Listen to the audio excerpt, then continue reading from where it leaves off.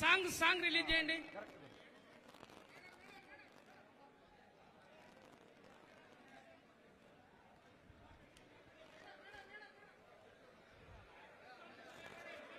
రాజన్న రాజ్యం మన కాంగ్రెస్ తోనే సాధ్యం. Thank you. సాంగ్ ని పెట్టండి అమ్మా. కళ్యాణ్ చక్రవర్తి గారు ప్రముఖ సినిమా ప్రొడ్యూసరు, లాంఛనంగా మొన్న నాతో పాటు కాంగ్రెస్ లో జాయిన్ అయ్యాడు.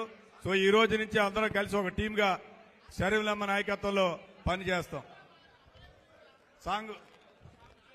సాంగ్ ప్లే చేయండి దయచేసి. అది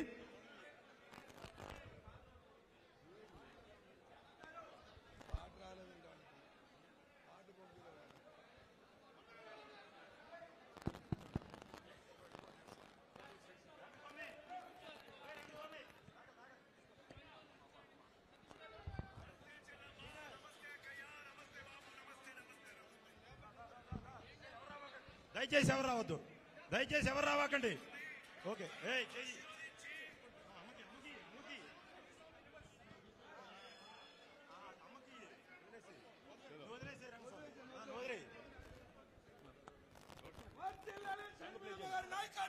వర్ధిల్లాలి షర్మిలమ్మ గారి నాయకత్వం, వర్ధిల్లాలి షర్మిలమ్మ గారి నాయకత్వం, షర్మిలమ్మ గారి నాయకత్వం. జోహార్ డాక్టర్ వైఎస్ రాజశేఖర రెడ్డి గారు, జోహార్ డాక్టర్ వైఎస్ రాజశేఖర రెడ్డి గారు, జోహార్ డాక్టర్ వైఎస్ రాజశేఖర రెడ్డి గారు. రాహుల్ గాంధీ గారి నాయకత్వం, రాహుల్ గాంధీ గారి నాయకత్వం, మల్లికార్జున్ ఖార్గే గారి నాయకత్వం, కాంగ్రెస్ పార్టీ.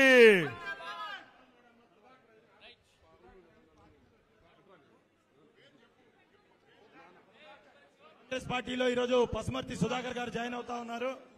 పసుమర్తి సుధాకర్ గారు జాయిన్ అవుతా ఉన్నారు. ఈరోజు బాపట్ల ఇన్ఛార్జ్ అయినటువంటి కేంద్ర మాజీ మంత్రివర్యులు జడి శీలం గారి సమక్షంలో అది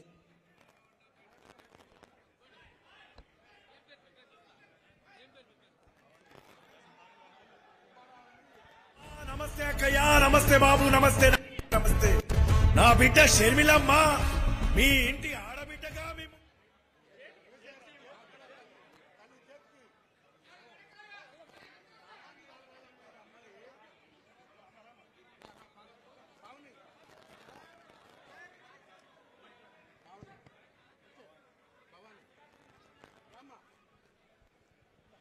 దయచేసి సాంగ్ ప్లే చేయండి అమ్మా. కళ్యాణ్ చక్రవర్తి. నమస్తే అక్కయ్య, నమస్తే బాబు, నమస్తే నమస్తే నమస్తే. నా బిడ్డ షర్మిలమ్మ మీ ఇంటి ఆడబిడ్డగా మీ ముందుకొస్తుంది. తనను ఆశీర్వదించి మీకు సేవ చేసే భాగ్యాన్ని కల్పించమని 2 చేతులు జోడించి నమస్కరిస్తున్నా.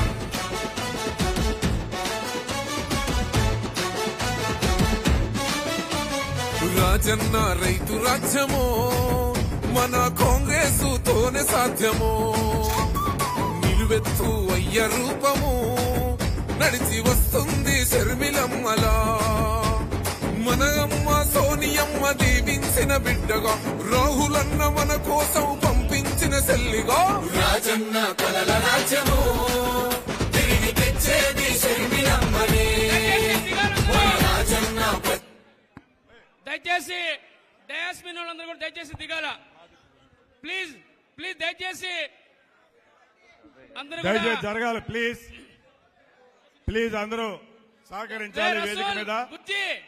Please please. ఈనాటి ప్రజల గుండె చప్పుడైన తండ్రి పాలన, తుంగలోన తొక్కిన ఈ నేతలపైన, ఓహో తిరుగుబాటు చేసేందుకు తరలి గెలుపు గడప చేరు వరకు వలసిపోదు షర్మిల. రాజన్న రైతు రాజ్యము. దయచేసి వేదిక ముందు తినో వెనక్కి జరుపు. వేదిక మీద ఉన్నోళ్ళు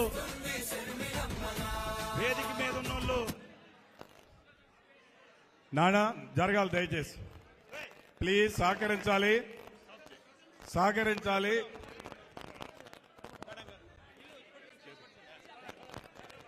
అటు ఇటు ఆపేయండి అమ్మా. ప్లీజ్ సహకరించండి, సహకరించాలి దయచేసి.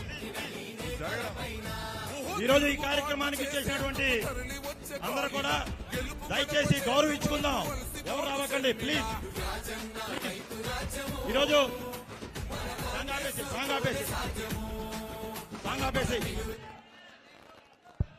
ఈనాటి సభా కార్యక్రమానికి ఒంగోలు జిల్లా కాంగ్రెస్ కమిటీ అధ్యక్షులు మిత్రులు సుధాకర్ రెడ్డి గారిని అధ్యక్షత వహించి నడిపించవలసిందిగా కోరుతున్నాం. ధన్యవాదాలు సార్. దయచేసి వేదిక మీద ఉన్నటువంటి అన్నా దయచేసి మిత్రులారా కొంచెం పక్క రండి. ఏనా సామరా కొంచెం పక్క ప్లీజ్ ప్లీజ్ కొంచెం పక్క రండి అన్నా. కొంచెం పక్కన అన్నా నీకు కూడా ఓ అన్నా రా అన్నా దయచేసి అన్నా కొంచెం అన్న కొంచెం పదండి అన్న ప్లీజ్ ప్లీజ్ కొంచెం పదండి దయచేసి. రైట్ సుధా అందరు నిశ్శబ్దంగా ఉంటే సమావేశాన్ని స్టార్ట్ చేసుకుందాం. మన కోసం రాష్ట్ర వ్యాప్తంగా కూడా కాళ్ళకి బల్బం కట్టుకొని మన ప్రియతమ నాయకుడు స్వర్గీయ వైఎస్ రాజశేఖర రెడ్డి గారి తనయ వైఎస్ షర్మిలారెడ్డి గారు రాష్ట్ర కాంగ్రెస్ పార్టీ అధ్యక్షురాలిగా బాధ్యతలు తీసుకొచ్చిన తర్వాత మొట్టమొదటిసారిగా ఒంగోలు ఇచ్చేసిన సందర్భంగా ప్రకాశం జిల్లా కాంగ్రెస్ కమిటీ తరపు నుంచి ఆమెకి హృదయపూర్వక స్వాగతాన్ని తెలియజేస్తా ఉన్నాము. అలాగే ఈ కార్యక్రమానికి చేసినటువంటి పెద్దలు సిడబ్ల్యూసీ సభ్యులు కొప్పుల రాజు గారికి, రఘువీరెడ్డి గారికి, అలాగే వేదిక నడిపించినటువంటి పెద్దలందరికీ కూడా ధన్యవాదాలు తెలియజేస్తా ఉన్నాం. సోదరులారా, ఎంతో ఎదురు చూస్తున్నటువంటి తరుణం. ముఖ్యంగా మేడం గారు ఈ రోజు ఇక్కడికి రావడం అనేది మనం అందరం చేసుకున్నటువంటి పుణ్యం అని చెప్పేసి నేను తెలియజేస్తా ఉన్నా. ఎందుకంటే ఆనాడు వైఎస్ రాజశేఖర రెడ్డి గారిని మనం కల్లారా చూసాం.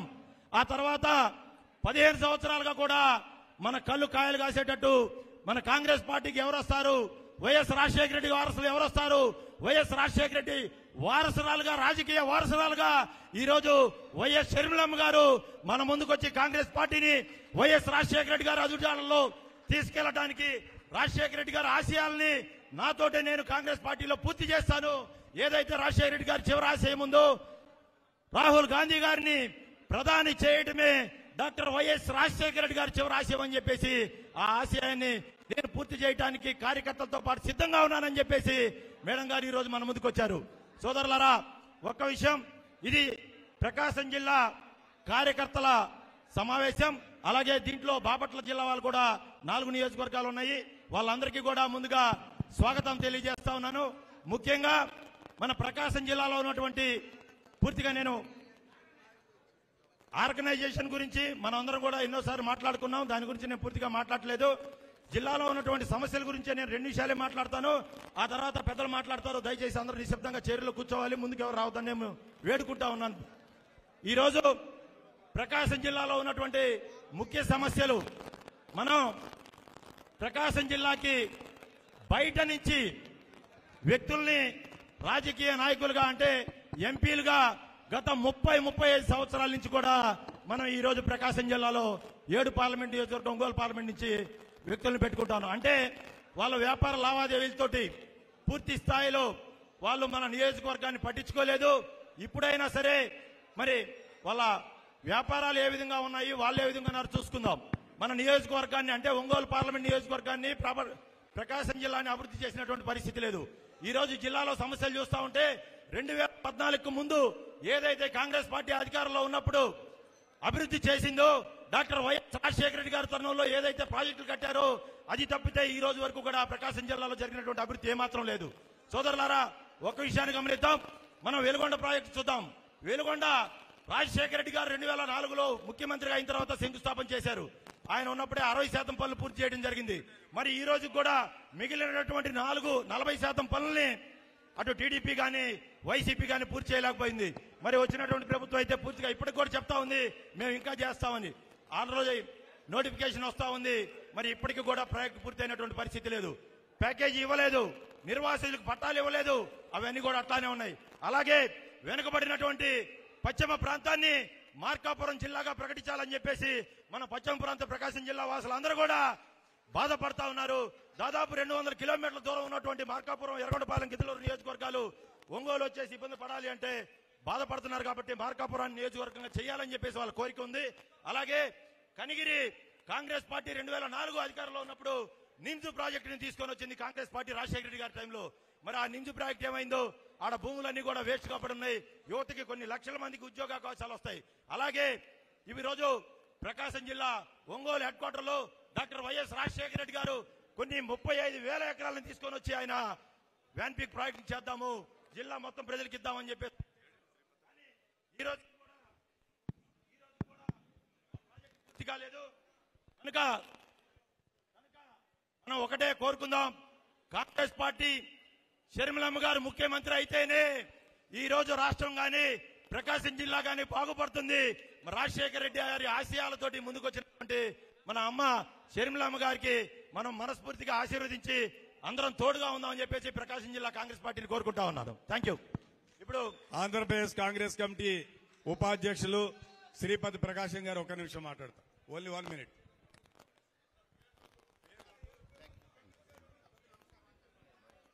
సభకు నమస్కారం.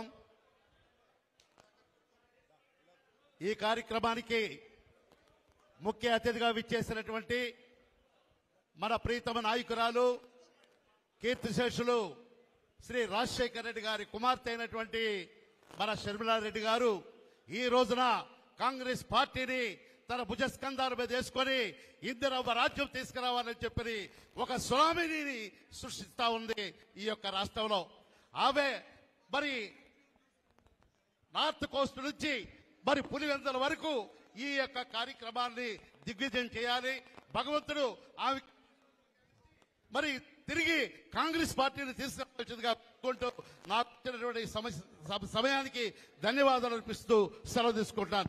జై కాంగ్రెస్, జై జై కాంగ్రెస్. రాహుల్ గాంధీ గారి నాయకత్వం, రాహుల్ గాంధీ గారి నాయకత్వం. Thank you, thank you, thank you. ఇప్పుడు గంటా అంజబాబు గారు జిల్లా కాంగ్రెస్ కమిటీ అధ్యక్షులు బాపట్ల వారిని ఒక్క నిమిషం. అంజబాబు గారు.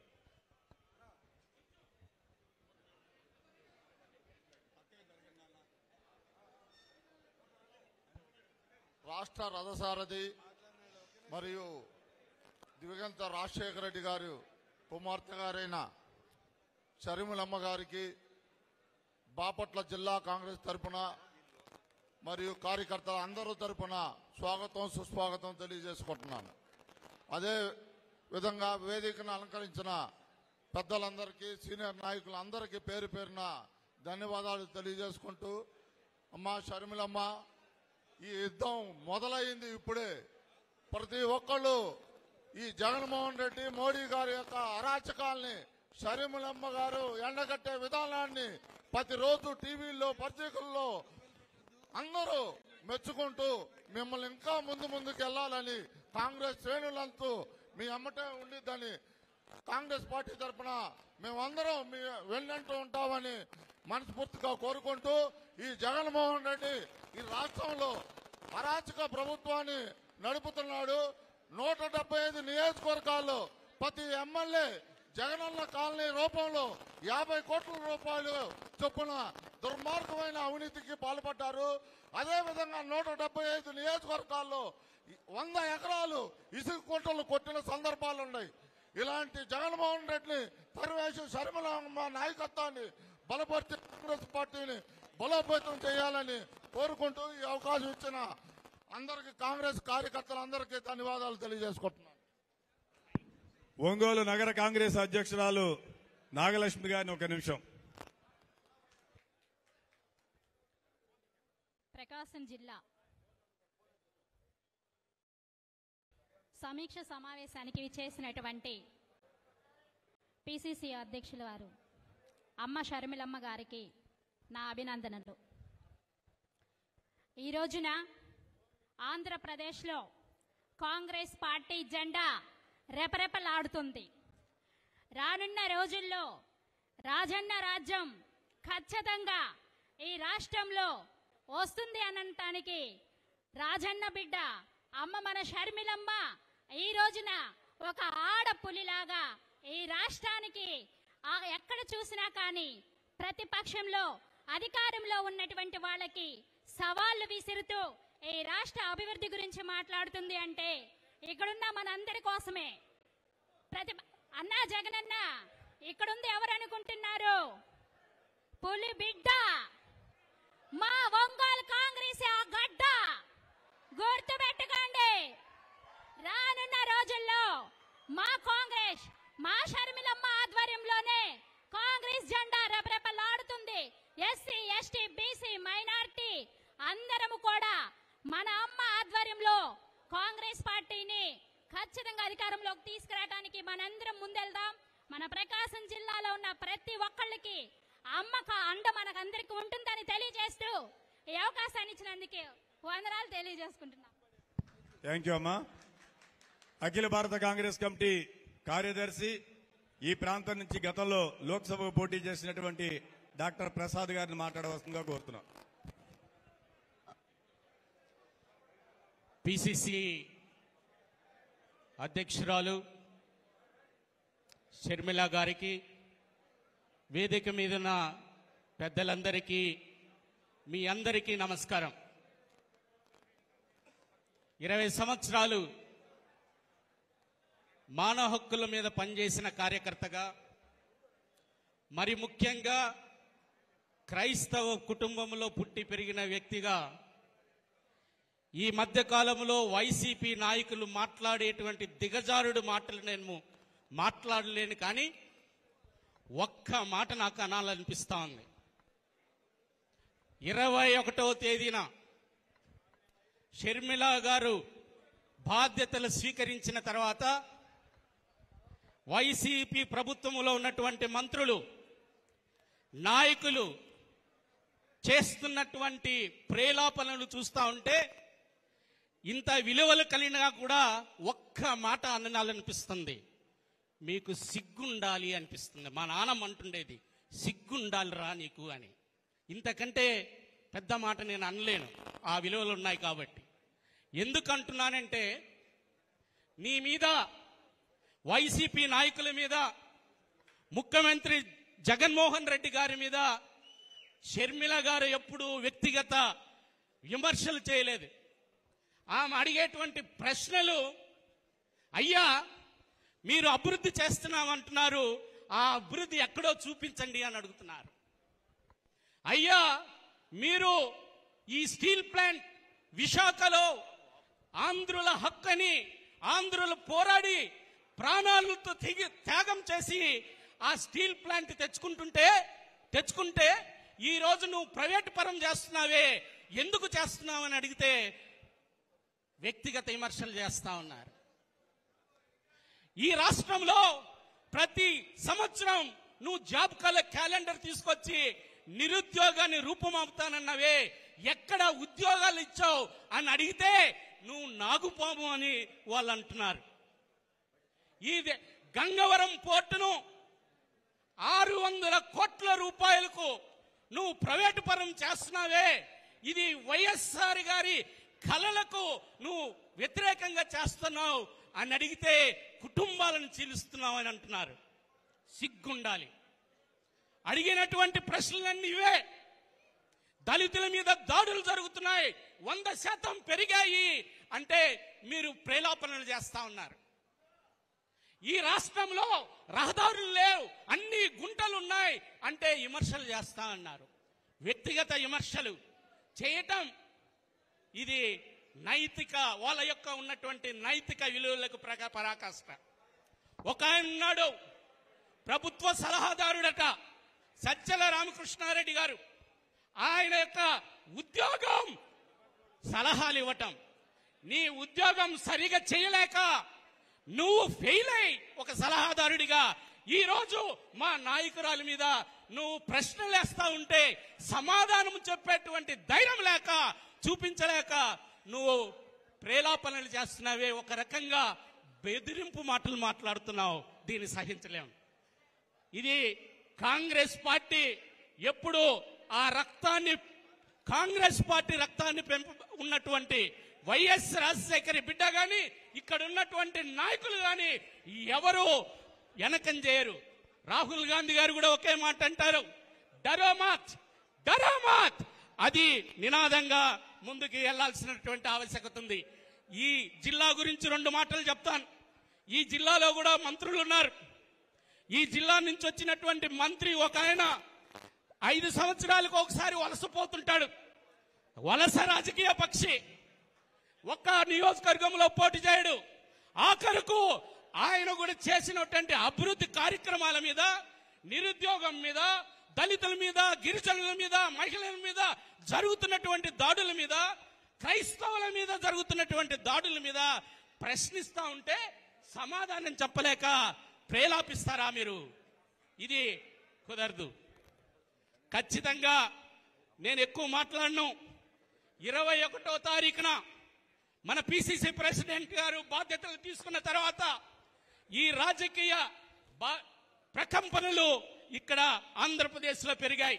ఒకే ఒక మాట, ఎప్పుడూ 175 నియోజకవర్గాలు, వై నాట్ 175 అనేటువంటి ముఖ్యమంత్రి 3-4 రోజుల క్రితం సంతోషంగా దిగిపోతానంటున్నాడు.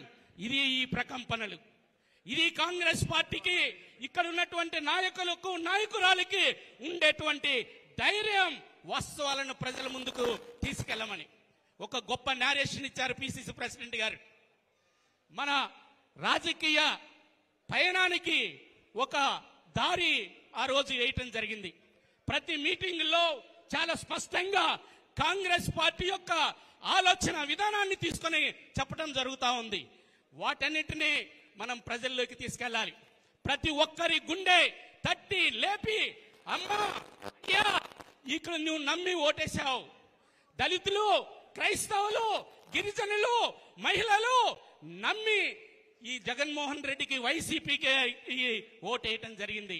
ఏ విధంగా వారి యొక్క జీవితాలు విచ్ఛిన్నమయ్యాయో, రాజకీయ ఆర్థిక వ్యవస్థ మీద దాడులు జరిగాయి.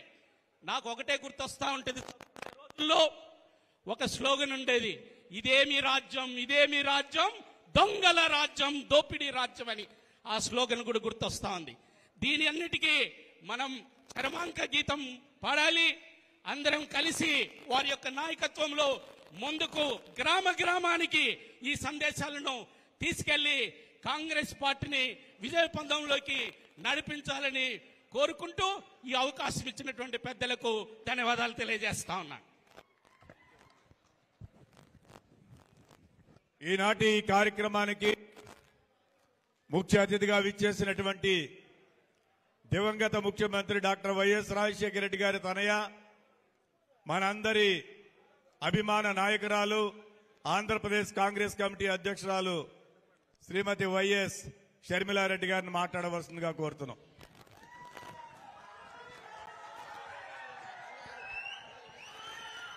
సారీ ఒక నిమిషం, క్షమించండి. పెద్దలు, మాజీ కేంద్ర మంత్రి వర్యులు, అఖిల భారత కాంగ్రెస్ కమిటీ కార్యదర్శి జేడి శీలం గారు ఒక నిమిషం మాట్లాడుతారు.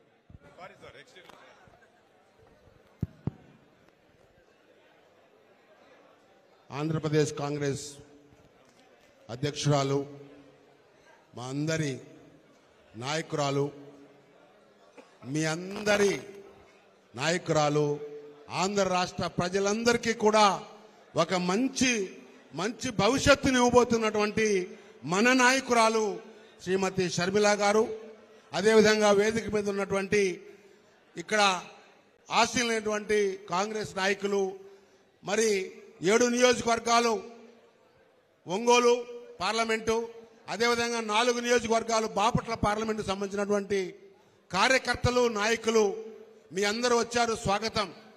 ఈరోజు షర్మిలమ్మ గారు కొన్ని మనకు నిర్దేశాలు ఇవ్వబోతున్నారు.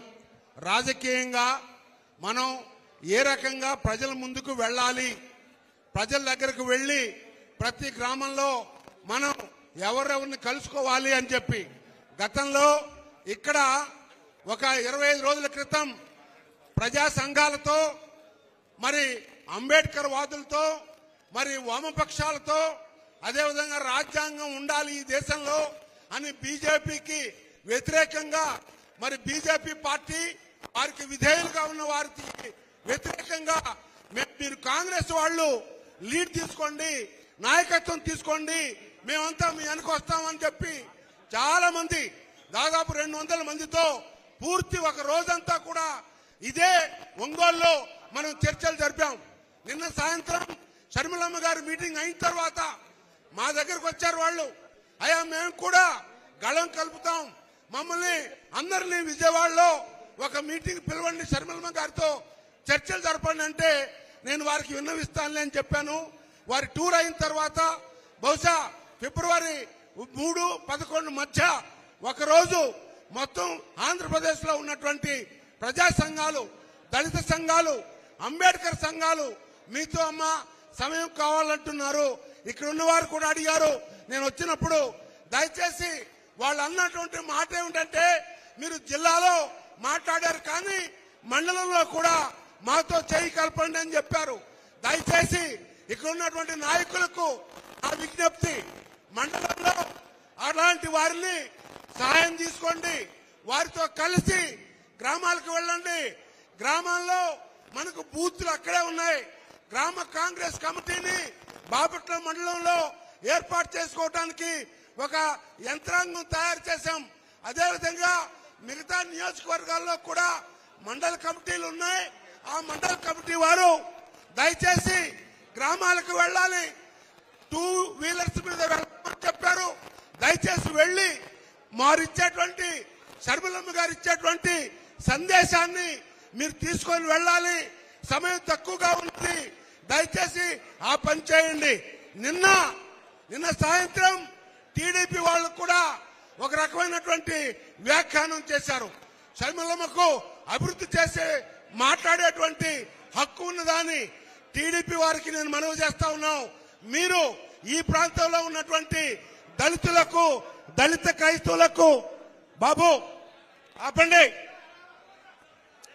దళితులకు, దళిత క్రైస్తవులకు మీరు చేసినటువంటి ఘోరమైనటువంటి అన్యాయం వల్లనే మేము ఎస్సీ సప్లాన్ తీసుకురావడం జరిగింది.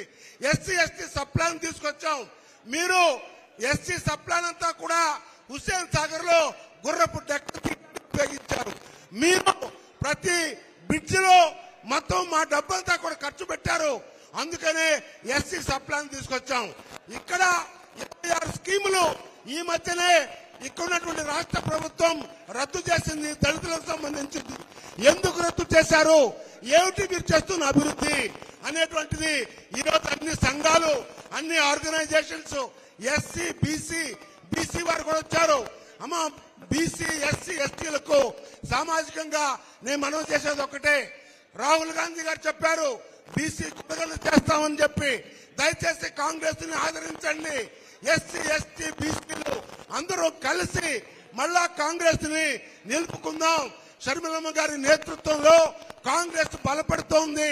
మీరందరూ మహనీయులు. మీరు కాస్త సహాయం చేస్తే, కొద్దిగా ధైర్యం చేసి గ్రామాలకు వెళ్తే తప్పనిసరిగా వారికి శక్తినిచ్చినటువంటి అవకాశం ఉంది. ఇక విమర్శలు అంటారా, ఒకటే ఈ స్టేజ్ మీద ఛాలెంజ్ చేసి చెప్తా ఉన్నా, అభివృద్ధిలో నేను వస్తారండి, చర్చిద్దాం.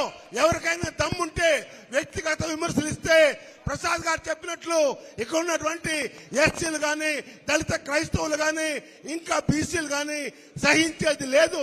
మీరు దమ్ముంటే పని చేసి చూపించండి. మీరు చెప్పిన మాటలు నిలబెట్టుకోండి. కాంగ్రెస్ చెప్పిన మాటకు నిలబడినటువంటి పార్టీ ఇప్పుడు కాదు, 70 సంవత్సరాలుగా అనేక ప్రాజెక్టులు కట్టి రైతుకు వెన్నుగా నిలిచినటువంటి పార్టీ మళ్ళీ వైఎస్ రాజశేఖర రెడ్డి గారి కుమార్తె వచ్చి ఆ జలయజ్ఞాన్ని పూర్తి చేస్తుంది. రైతులారా మీరు గమనించండి, ఈ చెప్పినటువంటి మాటలు నిలుపుకోలేని ప్రభుత్వాలు మనకొద్దు. బీజేపీకి తొత్తులుగా ఉన్నటువంటి ఈ వైసీపీ, ఈ టీడీపీ ప్రభుత్వాలు మనకు చాలా నష్టం చేశాయని బీజేపీ మీద గొంతు వరకు కోపంతో ఉన్నటువంటి ప్రజల దగ్గరికి వెళ్ళండి. మేమున్నాం, మేము వస్తే ప్రత్యేక హోదా తెస్తాం. ఆ విషయాలన్నీ కూడా షర్మిలమ్మ గారు చెప్పబోతున్నారు. వారి మాటలు జాగ్రత్తగా విని నోట్ చేసుకొని ప్రతి గ్రామంలో సైనికుల్లాగా మనం అందరి ఇళ్లకు వెళదాం. గ్రామాలకు వెళ్ళటం మానేశాం. దయచేసి మన తప్పును గ్రహించుకుందాం, సరిదిద్దుకుందాం. నేను గ్రామాలకు వెళ్ళినప్పుడు అయ్యా మేమంతా కాంగ్రెస్ వాళ్ళమే కానీ ఎవరు వచ్చి అడగట్లేదు అని చెప్పి వ్యక్తం చేస్తున్నారు. ఇప్పటికైనా ఈ 60 రోజులు గ్రామాలకి వెళ్ళండి, గ్రామాలతో మాట్లాడండి, మేమున్నాం మీకని భరోసా ఇవ్వండి. షర్మిలమ్మ గారు మనందరి తరఫున భరోసా ఇస్తారు. అది తీసుకొని ఆ సంగీతాన్ని గ్రామానికి వెళ్ళండి అని చెప్పి మనవి చేసుకుంటూ మళ్ళీ వస్తారు. మళ్ళీ వచ్చేసరికి సిద్ధం చేద్దాం, సైన్యాన్ని సిద్ధం చేద్దాం. 2వ విడత పర్యటన లోపల మనందరం సిద్ధం అవుదాం, గ్రామాలకు వెళదాం, వారి సందేశాన్ని వినిపిద్దామని చెప్పి మనవి చేసుకుంటూ జై కాంగ్రెస్, జై కాంగ్రెస్, జై కాంగ్రెస్.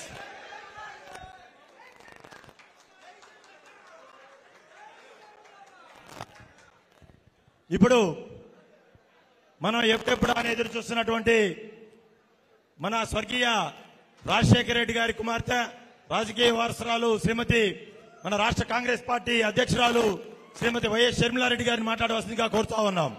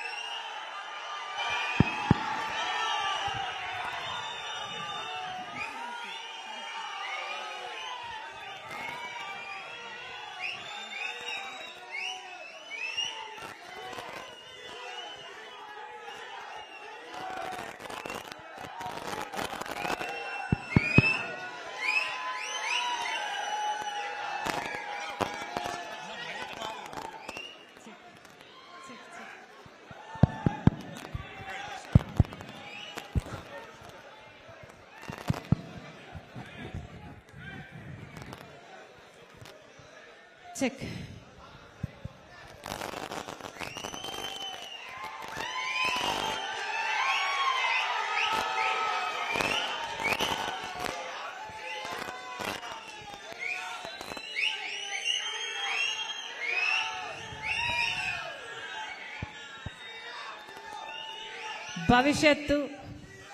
భవిష్యత్తు ఈ యువతది, భవిష్యత్తు ఈ యువతది.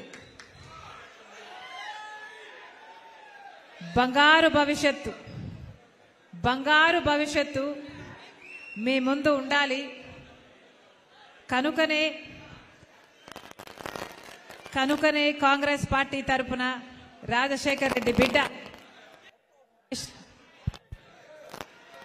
ఆంధ్రప్రదేశ్ రాజకీయాల్లో అడుగుపెట్టింది. కేవలం మీకోసమే.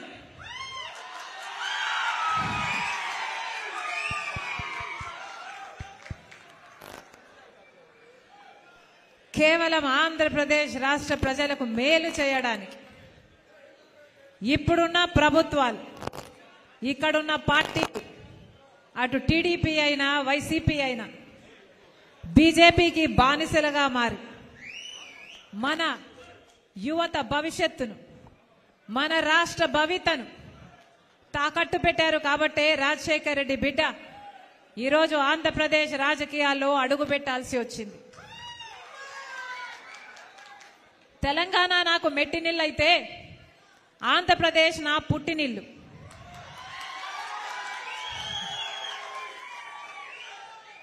ఆంధ్రప్రదేశ్ ప్రజల పట్ల రాజశేఖర్ రెడ్డి బిడ్డకు ఒక భారం ఉంది, బాధ్యత కూడా ఉంది. రాజశేఖర్ రెడ్డి గారు తెలుగు ప్రజలందరినీ సమానంగా ప్రేమించారు. ఆ రాజశేఖర్ రెడ్డి బిడ్డను నేను పులి కడుపున పులే పుడుతుంది.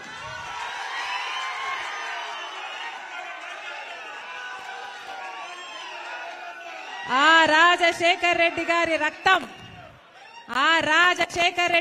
రక్తం ఈ ఒంట్లో ప్రవహిస్తుంది. అందుకే ఆ రాజశేఖర్ రెడ్డి బిడ్డ, వైఎస్ రాజశేఖర్ రెడ్డి బిడ్డ, ఈ వైఎస్ షర్మిల ఆంధ్ర రాష్ట్ర ప్రజలకు మళ్ళీ న్యాయం జరగాలని, ఆ రాజశేఖర్ రెడ్డి బిడ్డ ఈ వైఎస్ షర్మిల ఆంధ్ర రాష్ట్ర ప్రజలకు ప్రత్యేక హోదా రావాలని, పోలవరం ప్రాజెక్టు రావాలని, బిడ్డలకు ఉద్యోగాలు రావాలని, ఈ ప్రజలకు మేలు జరగాలనే ఈ రోజు రాజశేఖర రెడ్డి బిడ్డ ఆంధ్రప్రదేశ్ రాజకీయాల్లోకి అడుగుపెట్టింది. ముప్పేటి దాడి చేస్తున్నారు నా మీద, అన్ని వైపుల నుంచి దాడి చేస్తున్నారు నా మీద. నా సొంత వాళ్ళు అనుకొని 3800 కిలోమీటర్ల పాదయాత్ర చేశాను. నా బిడ్డలను, నా ఇంటిని పక్కన పెట్టి వైసీపీ పార్టీని ఒకప్పుడు నా భుజస్కంధాల మీద వేసుకొని నిలబెట్టాను.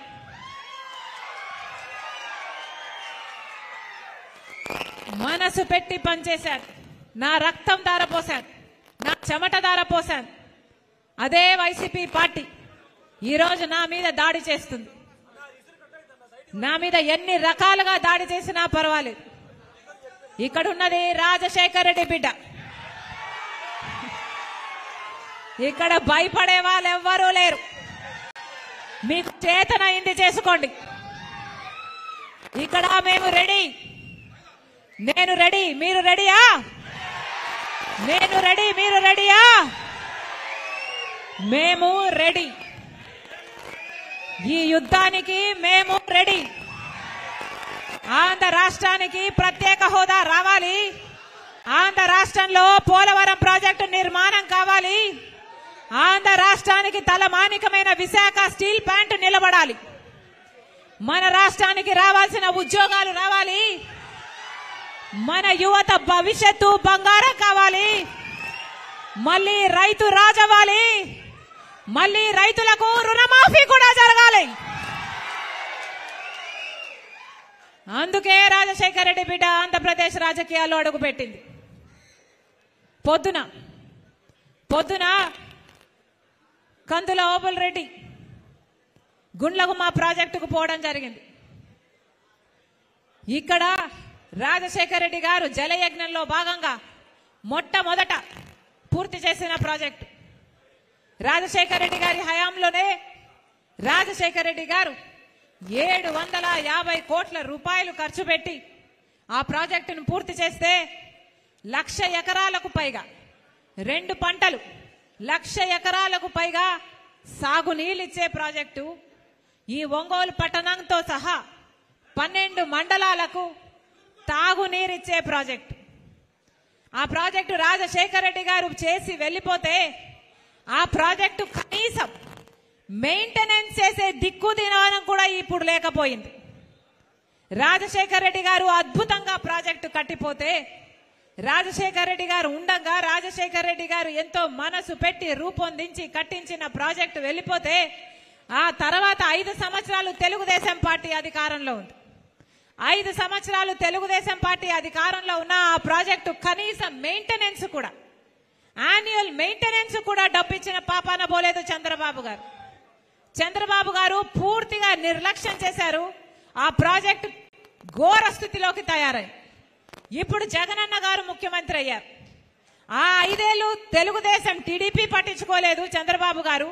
ఇప్పుడు ఈ 5 ఏళ్లు జగనన్న గారు కూడా పట్టించుకోలేదు.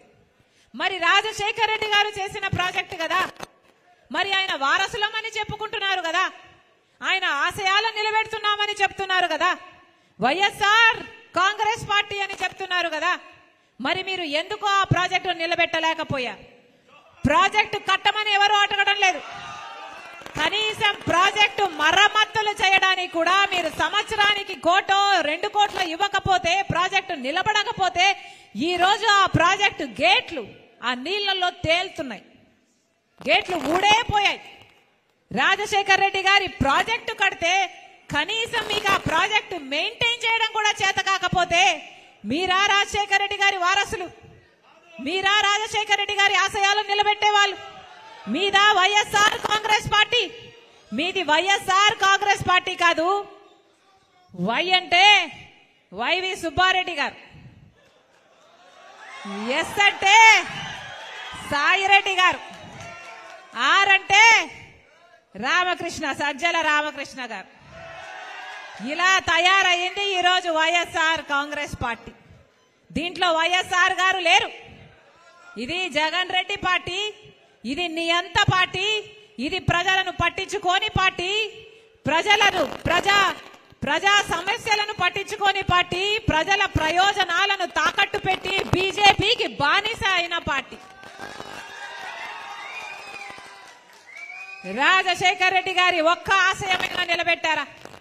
ఒక్క ఆశయమైనా నిలబెట్టారా? వెలుగొండ ప్రాజెక్టు రాజశేఖర్ రెడ్డి గారు ఎంతో కోరుకున్న ప్రాజెక్టు, ఎంతో 4,50,000 ఎకరాలకు నీళ్లిచ్చే ప్రాజెక్టు.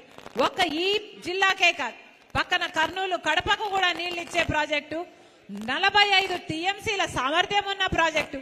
రాజశేఖర్ రెడ్డి గారు 60% పనులు పూర్తి చేసి పోతే ఆ తర్వాత చంద్రబాబు గారు కనీసం తట్టడు మట్టడి తీసి పోసాడా? 5 సంవత్సరాలు చంద్రబాబు గారు ముఖ్యమంత్రిగా ఉంటే వెలుగొండ ప్రాజెక్టు ఒక్క అడుగు కూడా ముందుకు వేయలేదు. ఆ తర్వాత జగనన్న గారు ముఖ్యమంత్రి అయ్యారు. ముఖ్యమంత్రి కాక ముందు చెప్పిన మాట వెలుగొండ ప్రాజెక్టు నేను పూర్తి చేస్తాను అని. మరి 5 సంవత్సరాలు అవుతుంది. వెలుగొండ ప్రాజెక్టు పూర్తయిందా? వెలుగొండ ప్రాజెక్టు పూర్తయిందా? పూర్తి కాలేదు.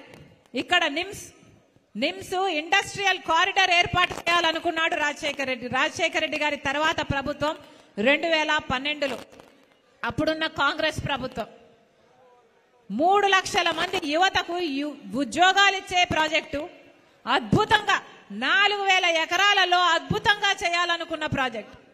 ఆ తర్వాత ఎవరూ పట్టించుకోలేదు. జగన్మోహన్ రెడ్డి గారు ముఖ్యమంత్రి కాకముందు 2019లో దాన్ని పూర్తి చేస్తానని చెప్పిన వాడు ఇప్పటి వరకు కనీసం ఒక్క ప్రాజెక్ట్ అయినా వచ్చిందా? ఒక్క ఇండస్ట్రీ అయినా వచ్చిందా? ఒక్క ఉద్యోగం అయినా వచ్చిందా? లేదు. జిల్లాకు ఒక ఎయిర్పోర్ట్ అన్నారు, దానికి ఒక పథకం కూడా పేరు పెట్టారు.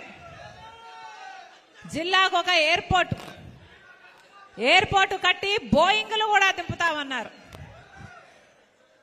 ఏమైంది? కనిపిస్తున్నాయా? గాలికి పోయింది. మరి ఏం చేసినట్టు? రాజశేఖర్ రెడ్డి గారి ఆశయాలు ఎక్కడ నిలబెట్టినట్టు? రాజశేఖర్ రెడ్డి గారు రైతును రాజును చేశాడు. రాజశేఖర్ రెడ్డి గారి హయాంలో వ్యవసాయం పండగైంది. రాజశేఖర్ రెడ్డి గారు రుణమాఫీ చేశాడు. రాజశేఖర్ రెడ్డి గారు రైతుకు ఏ కష్టం వచ్చినా పెట్టుబడి ధరను తగ్గించాడు, రాబడిని పెంచాడు. రాజశేఖర్ రెడ్డి గారు ముఖ్యమంత్రిగా ఉన్నప్పుడు ఇన్పుట్ సబ్సిడీ ఉండే, విత్తనాల మీద సబ్సిడీ ఉండే, డ్రిప్పుల మీద సబ్సిడీ ఉండే, ఇంప్లిమెంట్స్ మీద సబ్సిడీ ఉండే. ఇప్పుడు ఏదైనా ఉన్నాయా?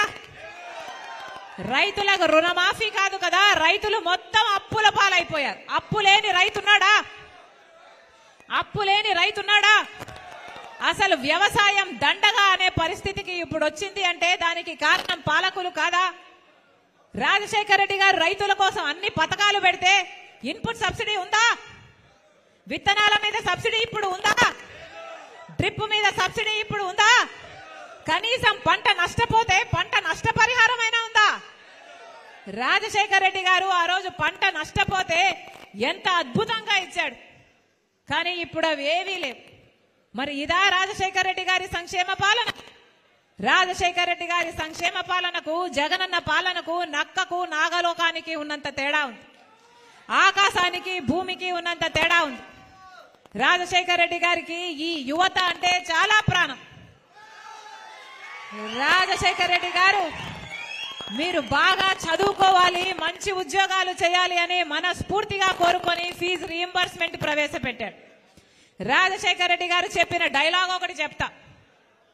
మీరు ఏది కావాలంటే అది చదువుకోండి. మీరు డాక్టర్ అవుతారా, మీరు ఇంజనీర్ అవుతారా, మీరు ఎంపీఏ చేస్తారా, మీరు ఎంసీఏ చేస్తారా, మీరు ఏది కావాలంటే అది చదువుకోండి, ప్రభుత్వమే ఉచితంగా చదివిస్తుంది అన్నాడు. ఇప్పుడు ఉందా ఫీజు రీయింబర్స్మెంట్? ఇప్పుడు చదువుకుంటున్నారా బిడ్డలు? తల్లిదండ్రులు కూలీ నాలి చేసి చదివిస్తే ఇప్పుడు ఉద్యోగాలు కూడా లేవు. జగనన్న గారు ముఖ్యమంత్రి కాకముందు చెప్పిన మాట, ప్రతి జనవరి 1న జాబ్ క్యాలెండర్ విడుదల చేస్తాము, నోటిఫికేషన్లు ఇస్తాము, ఉద్యోగాలు ఇస్తాము అన్నారు. ఒక్క సంవత్సరమైనా జాబ్ క్యాలెండర్ వచ్చిందా? ఒక్క నోటిఫికేషన్ అయినా వచ్చిందా? 30,000 టీచర్ ఉద్యోగాలు ఖాళీగా ఉన్నాయి, ఒక్కటైనా భర్తీ చేశారా? ఇప్పుడు ఎన్నికలు వస్తే ఇప్పుడు నోటిఫికేషన్లు ఇస్తాడట సారు. మరి ఇప్పుడు ఇస్తే ఇక నోటిఫికేషన్ వచ్చేది ఎప్పుడు? పరీక్షలు రాసేది ఎప్పుడు? ఉద్యోగాలు వచ్చేది ఎప్పుడు? మీరు ఉద్యోగాలు చేసేది ఎప్పుడు? వీళ్ళకి చిత్తశుద్ధి ఉంటే 5 సంవత్సరాలుగా గాడిదలు కాస్తున్నారా? ఏమి చేస్తున్నారు? కనీసం ఒక్కసారి ఒక్క గ్రూప్ 1 ఉద్యోగం వచ్చిందా మన బిడ్డలకు? అంటే ఆంధ్ర రాష్ట్రంలో ఎవరు గ్రూప్ 1 ఉద్యోగానికి చేయడానికి కూడా అర్హులు కారా? మరి ఇదా రాజశేఖర రెడ్డి గారి సంక్షేమ పాలన? ఇదా రాజశేఖర రెడ్డి గారి ఆశయాలను నిలబెట్టడము? అంటే రాజశేఖర రెడ్డి గారు మాటిస్తే మాట తప్పనివాడు, మాట తప్పడు మడమ తిప్పనివాడు రాజశేఖర రెడ్డి గారు. మరి జగనన్న గారు ఏమన్నారు? పూర్తి మద్యపాన నిషేధం చేస్తాను అని అక్క చెల్లెలకు మాట ఇచ్చాడు. అయిందా పూర్తి మద్యపాన నిషేధం? ఏమన్నాడు? నేను పూర్తి మద్యపాన నిషేధం చేయకపోతే ఎన్నికల్లో ఓట్లు వేయమని కూడా అడగను అన్నాడు జగన్మోహన్ రెడ్డి గారు. మరి ఇప్పుడు ఎలా అడుగుతున్నారు? ఈరోజు సభ పెట్టారు, ఎలక్షన్ క్యాంపెయిన్ మొదలు పెట్టబోతున్నారు. మరి ఎలా అడుగుతున్నారు ఓట్లని? పూర్తి మద్యపాన నిషేధం చేయకుండా ఎలా అడుగుతున్నారు? మీరు మాట తప్పిన వారు కాదా? రాజశేఖర్ రెడ్డి గారు విచిత్రం చూడండి. రాజశేఖర్ రెడ్డి గారు గంగవరం పోర్టు రాజశేఖర్ రెడ్డి గారు ఆ రోజుల్లోనే 30 ఏళ్ల తర్వాత మళ్ళీ ఆ పోర్టు ప్రభుత్వం చేతుల్లోకి వచ్చేటట్టు రూపకల్పన చేస్తే జగనన్న గారు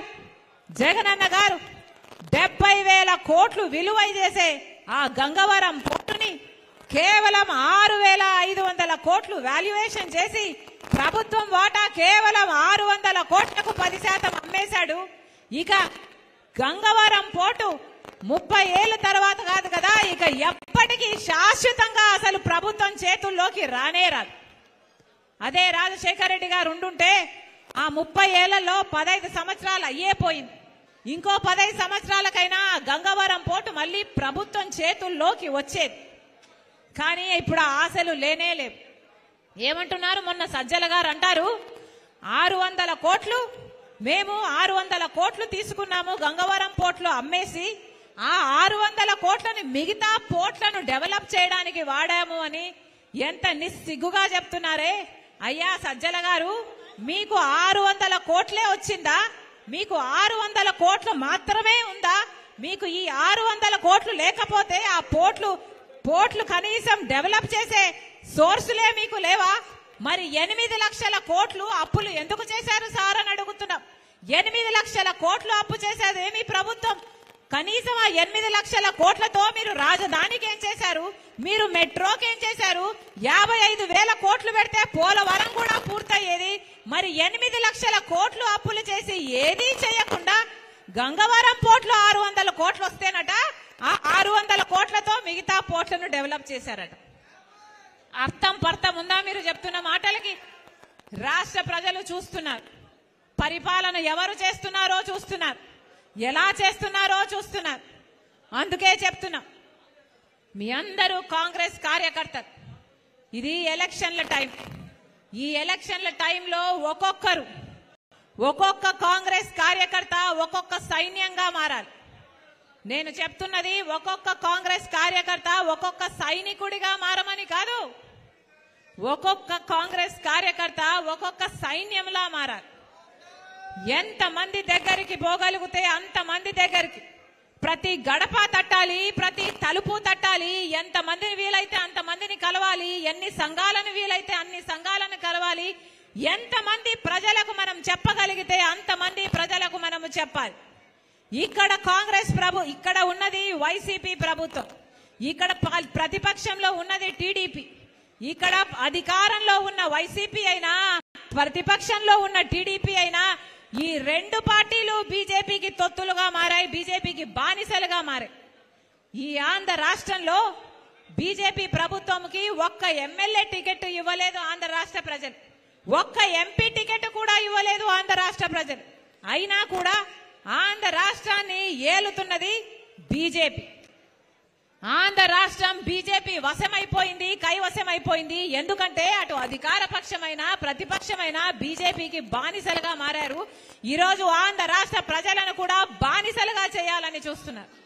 రాజశేఖర్ రెడ్డి గారు బీజేపీకి పూర్తి వ్యతిరేకి. రాజశేఖర్ రెడ్డి గారు బీజేపీ కోసం ఎప్పుడు, బీజేపీ అంటే రాజశేఖర్ రెడ్డి గారికి పూర్తిగా వ్యతిరేకించాడు. ఎందుకంటే బీజేపీ ఒక మతతత్వ పార్టీ కాబట్టి. ఒక మతాన్ని అవమానించడం, ఇంకో మతాన్ని రెచ్చగొట్టడం ఇదే బీజేపీకి తెలిసిన రాజకీయం. అందుకే రాజశేఖర రెడ్డి గారు బీజేపీని పూర్తిగా వ్యతిరేకించారు. కానీ ఆయన కొడుకై ఉండి కూడా ఈరోజు జగనన్న గారు బీజేపీ పార్టీకి బానిసగా మారారు. మన రాష్ట్రాన్ని కూడా బీజేపీ పార్టీకి బానిసలుగా చేయాలని చూస్తున్నారు. ఇటు జగనన్న గారైనా అటు తెలుగుదేశం టీడీపీ చంద్రబాబు గారైనా. అందుకే చెప్తున్నాం మళ్ళొక్కసారి, బీజేపీకి వేరే ప్రజెన్స్ అవసరం లేదు మన రాష్ట్రంలో.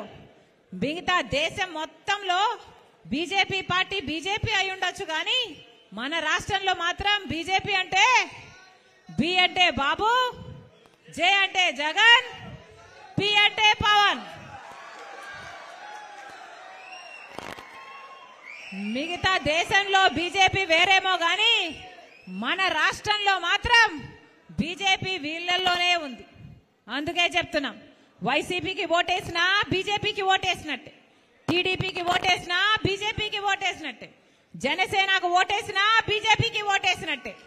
ఇక ఆ సంబడానికి బీజేపీకే ఓటేయొచ్చు కదా. బీజేపీ ఎమ్మెల్యేలు బీజేపీ ఎంపీలే ఉండొచ్చు కదా. వీళ్ళకి ఎంపీలు ఎమ్మెల్యేలు ఎంపీలు ఇవ్వడం ఎందుకు? వీళ్ళంతా మళ్ళీ వాళ్ళకు బానిసలు కావడం ఎందుకు? ప్రజలను మభ్యపెట్టే ప్రయత్నం కాకపోతే ఇది ఏమిటి అని అడుగుతున్నాం. ఈ రాజకీయాలు తెర వెనక పొత్తులు పెట్టుకోవడం, తెర వెనక మీరు బానిసలైపోవడం, ప్రజలకు మాత్రం వేరే బిల్డప్ ఇవ్వడం, ఇది ఎక్కడ రాజకీయం అని అడుగుతున్నాం. చిత్తశుద్ధితో చేసే రాజకీయాలు ఒక్క కాంగ్రెస్ పార్టీ చేతన మాత్రమే అవుతాయి. రీజనల్ పార్టీస్ లో ఉన్న అధికారులు, రీజనల్ పార్టీస్ లో ఉన్న అధిపతులు మొత్తం నియంతల్లాగే తయారైతారన్నది వాస్తవం. అందుకే చెప్తున్నాం, కాంగ్రెస్ పార్టీకి కోసం మొత్తం అందరం కలిసి అందరం కట్టుకొని పని చేద్దాం. కాంగ్రెస్ పార్టీని అధికారంలోకి తీసుకొద్దాం. కాంగ్రెస్ పార్టీ అధికారంలోకి వచ్చిన మరుక్షణం రాహుల్ గాంధీ గారు మొట్టమొదటి సంతకమే మనకు ప్రత్యేక హోదా మీద పెడతానని అన్నాడు. చెప్దాం, ప్రజల దగ్గరికి తీసుకువెళ్తాం. ప్రత్యేక హోదా కావాలి అంటే కాంగ్రెస్ పార్టీ అధికారంలోకి రావాలి. మనకి పోలవరం ప్రాజెక్టు పూర్తవ్వాలి అంటే కాంగ్రెస్ పార్టీ అధికారంలోకి రావాలి. వెలుగొండ పూర్తవ్వాలంటే కాంగ్రెస్ పార్టీ అధికారంలోకి రావాలి. విశాఖపట్నం స్టీల్స్ మనకు మిగలాలి అంటే కాంగ్రెస్ పార్టీ అధికారంలోకి రావాలి. మన యువతకు ఉద్యోగాలు రావాలి అంటే కాంగ్రెస్ పార్టీ అధికారంలోకి రావాలి. రైతులకు రుణమాఫీ కావాలంటే కాంగ్రెస్ పార్టీ అధికారంలోకి రావాలి. నిరుపేద జీవితం మళ్ళీ నిలబడాలన్నా, తలెత్తుకొని బ్రతకాలన్నా, బీజేపీకి బానిసలుగా మారకుండా ఉండాలన్నా కాంగ్రెస్ పార్టీ అధికారంలోకి రావాలి. మరొక్కసారి మీ అందరినీ ఈ 70 రోజులు కష్టపడి పనిచేయండి. ఈ 70 రోజుల్లో ఎంత చేయగలిగితే అంత బూత్ లెవెల్లో కూడా మనం స్ట్రెంగ్త్ సంపాదించుకోవాల్సిన అవసరం ఉంది. శ్రమ వంచన లేకుండా అందరం పనిచేద్దాం. కాంగ్రెస్ పార్టీని అధికారంలోకి తీసుకొద్దాం. నేను రెడీ, మీరు రెడీయా? జోహార్ వైఎస్ఆర్, జోహార్ జోహార్ వైఎస్ఆర్, జోహార్. రాహుల్ గాంధీ గారి నాయకత్వం వర్ధిల్లాలి, వర్ధిల్లాలి. థాంక్యూ. ఇప్పుడు state electricity private contractor association employees వచ్చారు. కట్టా నాగరాజ్ గారు